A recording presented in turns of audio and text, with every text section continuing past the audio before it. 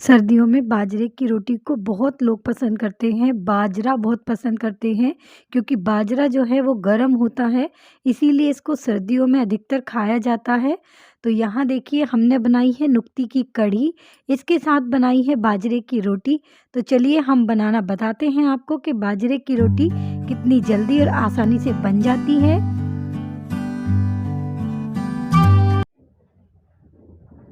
तो यहाँ हम बनाते हैं पहले नुक्ती की कढ़ी, जिसके लिए हमने एक बड़ी कटोरी लिया है खट्टा दही, आधा कटोरी लिया है दरदरा बेसन। आप चाहें तो मार्केट का भी ले सकते हैं। लोटा गहरा होता है, इसीलिए हमने लोटे में दही और बेसन को खूब अच्छी तरह से फेंट लिया है और हमने कढ़ाई गरम होने के लिए गैस पर चढ़ा दी है।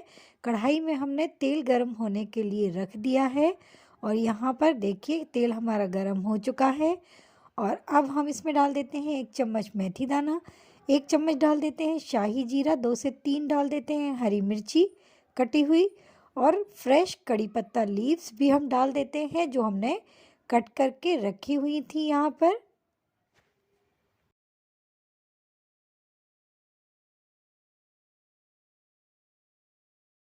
अब हम इस पे डाल देते हैं थोड़ा सा पानी।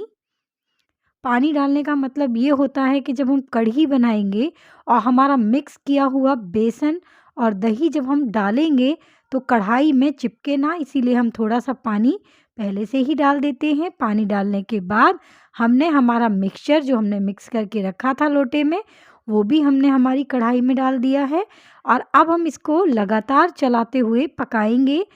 देखिए आप जो कढ़ी है उसकी कंसिस्टेंसी अपने हिसाब से रख सकते हैं।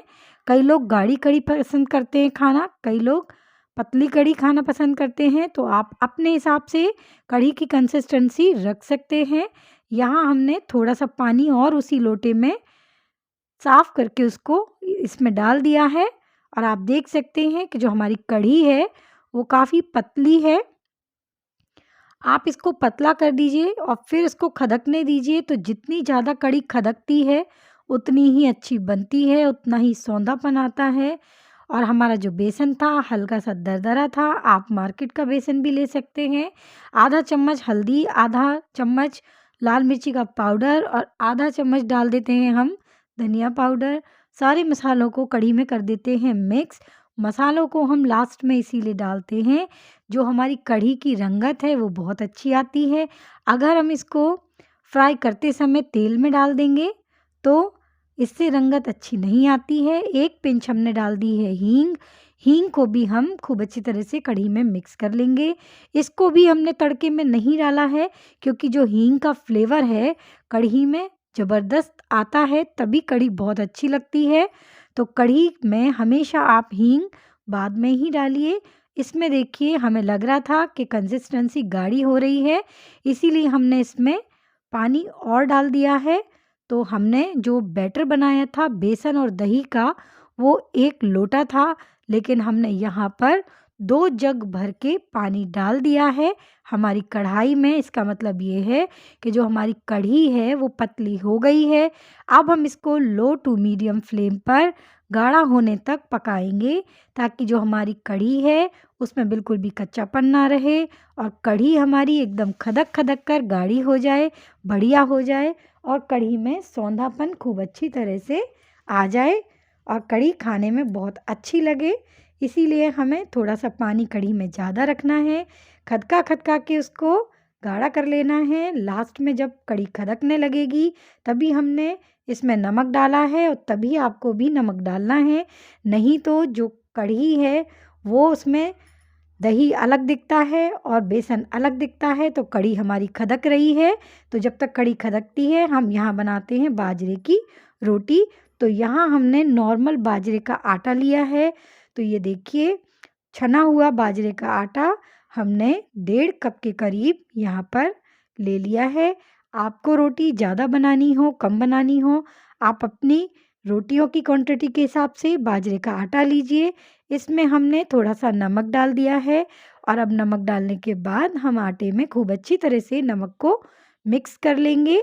और इसमें हमने 1.5 कप आटा लिया है, तो 1 कप के करीब हमने अभी पानी इसमें डाल दिया है और पानी में खूब अच्छी तरह से हमें आटे को मिक्स कर लेना है। आटा जो है वो बहुत ज़्यादा पानी सोखता है। कौन-सा आटा? बाजरे का आटा। बाजरे का आटा जो होता है बहुत ज़्यादा पानी सोखता है, इसीलिए हमें बाजरे के आटे को लगाते समय पानी की क्वांटिटी का विशेष ध्यान रखना होता है। जो पानी है हमारा रूम टेम्परेचर पर लिया है हमने, गरम बिल्कुल भी नहीं है। और डो हमें जो लगाना है वो बहुत ही पतला लगाना है, बहुत ही मतलब बहुत ज़्यादा पतला नहीं, लेकिन हाँ, हमें डो पतला लगाना है क्योंकि जो बाजरे का आटा है वो पानी को सोखता है। तो जैसे ही हम पानी देखिए डालते हैं और खूब अच्छी तरह से आटे को मीड़ते हैं, तो सारे का सारा जो पानी है वो बाजरे का जो आटा है वो एब्ज़ॉर्ब कर लेता है। तो हमें खूब अच्छा-सा स्मूथ सा एक डो तैयार करना है। तो यहाँ हमें मलते हुए खूब अच्छी तरह से, ये देखिए इस तरह से हमें मलना है और मलते हुए हमें आटे का डो तैयार करना है। हम जितनी अच्छी तरह से आटे को मलेंगे, हमारी रोटी उतनी ही अच्छी आएगी, उतनी ही चिकनी आएगी। अगर हम आटे को मलेंगे नहीं, तो जो रोटी है उसके किनार फट भी सकते हैं, उसके किनार फट जाते हैं। इसीलिए हमें आटे को लगातार इस तरह से प्रेस करते हुए डो लगाना है ताकि जो आटा है उसमें लोच अच्छा आ जाए। जितना अच्छा लोच होगा आटे में उतना ही अच्छा रोटी का शेप होगा। तो आप देख सकते हैं कि 1.5 कप पानी हमने हमारे आटे में डाल दिया है, थोड़ा-सा पानी बचा लिया है और आप देख सकते हैं कि इसका कितना स्मूथ सा डो बन चुका है। ऐसे ही बिल्कुल ऐसे ही डो आपको लगाना है। आपने यदि बाजरे की रोटी कभी भी नहीं बनाई है, अगर आप इस तरह से बनाएँगे तो डेफ़िनेटली आपकी रोटी बहुत अच्छी बनेगी और सभी बोलेंगे कि भाई रोटी किसने बनाई है?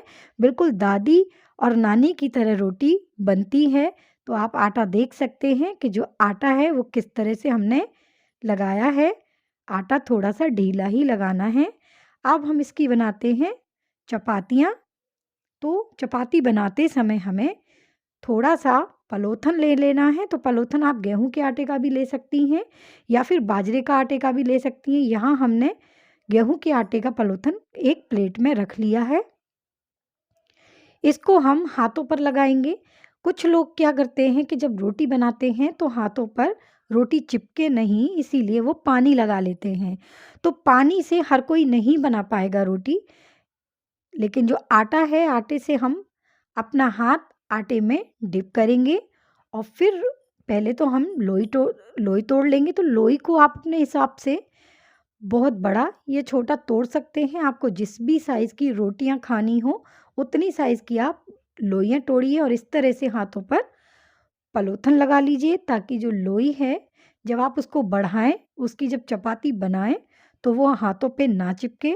और यदि आपको रोटी बनाते समय प्रेस करते समय लगे कि आटा चिपक रहा है तो फिर से आप एक बार पलोथन का हाथ प्लेट में इस तरह से लगा लें और प्रेस करते हुए, हल्के हाथों से प्रेस करते हुए हमें हमारी लोई को बढ़ाना है।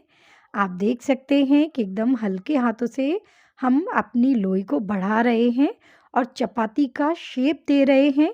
बार-बार हम पलोथन लगा रहे हैं ताकि जो आटा है वो हमारे हाथ में ना चिपके और रोटी जो है वो खूब अच्छी तरह से बन जाए। तो रोटी का शेप बन गया है। हमने नॉर्मल तवे पर अपनी रोटी को डाल दिया है। गैस की फ्लेम को हमने स्लो टू मीडियम ही कर रखा है। यदि मीडियम फ्लेम पर भी आपको लगता है कि तवा बहुत तेज़ हो गया है तो फ्लेम को स्लो कर दीजिए। यदि आप चाहती हैं कि रोटी को अंगीठी पर या फिर चूल्हे पर सेकें, तो अगर आप सेकना जानती हैं अंगीठी पर या चूल्हे पर, तो आप उस पर भी रोटियों को सेक सकती हैं। लेकिन नॉर्मल तवे पर हम इस तरह से यदि रोटियां सेकेंगे तो रोटियां बहुत अच्छी बनती हैं और आप यकीन मानिए कि रोटियां एकदम दादी और नानी जिस तरह से बनाती थी वैसी ही बनती हैं। एकदम सॉफ्ट सॉफ्ट और बढ़िया सी सिक जाती हैं एकदम अंदर तक। लेकिन रोटी को सेकते समय यदि आपके घर में ऐसी मुठिया हो जो लकड़ी की बनी होती है जिसको हम प्रेस करते हुए पराठे सेकते हैं या इस तरह से रोटियां सेकते हैं। यदि आपके घर में मुठिया नहीं हैं तो आप एक सूती कपड़े से मुठिए का शेप देकर उस कपड़े से प्रेस करते हुए रोटी को सेक सकते हैं। प्रेस करने का मतलब ये होता है कि जब हम प्रेस करते हैं तो बहुत अच्छी तरह से आँच जो है हमारी रोटियों पर लगती है और बहुत अच्छी तरह से हमारी रोटियां अंदर तक सिक जाती हैं। जो कच्चापन है वो बिल्कुल भी नहीं रहता है। और यदि आप चाहती हैं कि इनको डायरेक्ट गैस पर सेकना है तो आप डायरेक्ट गैस पर भी सेक सकती हैं। लेकिन कई बार क्या होता है कि जब हम गैस पर रोटी सेकते हैं तो रोटी जो है अंदर तक तो नहीं सिकती है, लेकिन ऊपर ऊपर से वो जल जाती है, जिससे जो रोटी है वो अंदर से कच्चापन रह जाता है और ऊपर से जली-जली सी लगती है।